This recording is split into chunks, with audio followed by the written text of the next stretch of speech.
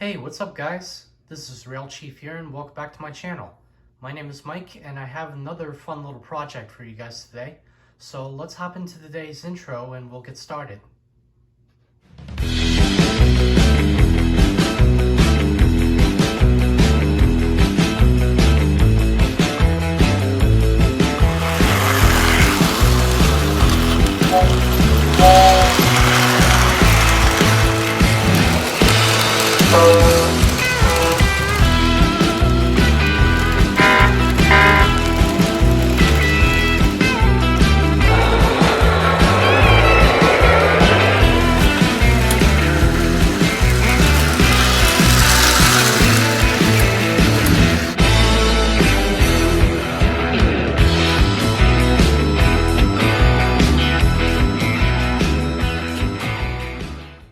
So what I have here in front of me is this Lionel post-war 2055 Junior Hudson locomotive.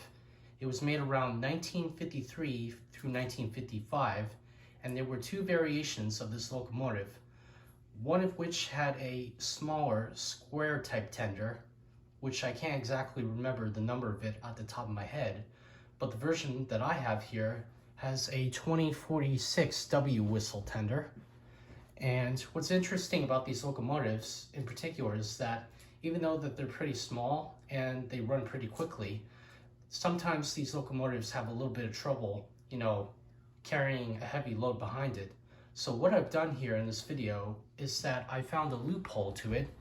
So what I've done here, if I could just move the locomotive up just a little bit,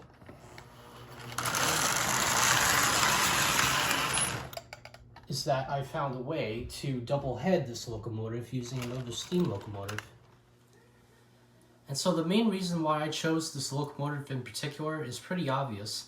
It's because that these are the only type locomotives, just like with the Lionel post-war switchers, these are the only type steam locomotives that have a front coupler installed, because these locomotives were basically made for switching operations. And you can also run 2 or 3 more of these switchers together on the same track. But if you actually want to run 2 post-war locomotives double-headed, there is actually a simpler way to get away with that, and that is to get an old damaged 243, I believe the number is. It's a small Lionel Scout type locomotive, and sometimes these engines are found with the cow catchers broken off in front.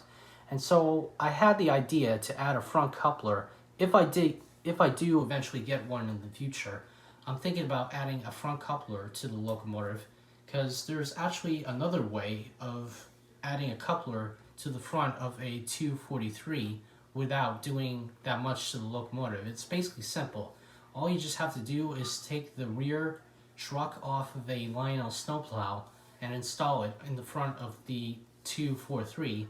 But that will be a story for another day if I do end up getting one in my collection. The last thing I want to mention here before we wrap up the video is that if you guys are planning to run 2 engines like these as a double header, you want to make sure that they're both in sync. And the main reason why I mentioned that is because when it comes to the 1387 here, which was made by Lionel in the early 2000s, is that this locomotive actually comes with a DC can motor, and so this engine will run slower when it starts up. While the 2055 here will just start up immediately because it has the original Lionel AC motor inside of it. Alright, so that's all the time we have for today. So I'm just going to end the video here with these 2 locomotives running around the layout. So I hope you all have enjoyed watching. Please like, comment, and subscribe to my channel. And don't forget to hit the notification bell down below for any other projects that I upload. So that's it for today's video. Thank you guys again so much for watching, and I'll see you all in my next episode. Thanks again and take care.